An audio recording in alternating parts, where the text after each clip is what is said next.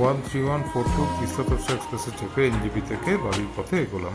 AC 3 tyre কোচে, পুরনো ICF coach, AC 3 tyre coach ঠিক বিকেল 3টেতে এনজিপি থেকে ছাড়লো।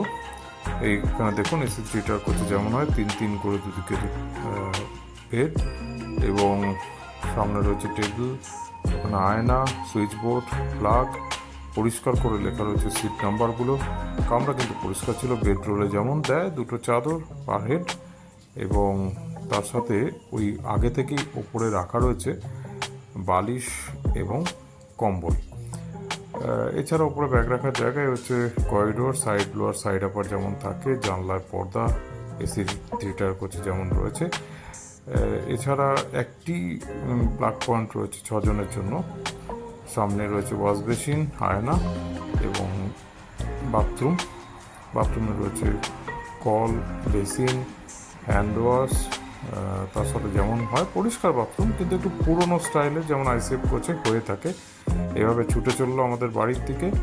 দেখতে দেখতে পৌঁছে গেলাম ব্যান্ডেল স্টেশনে রাত ঠিক 1:50।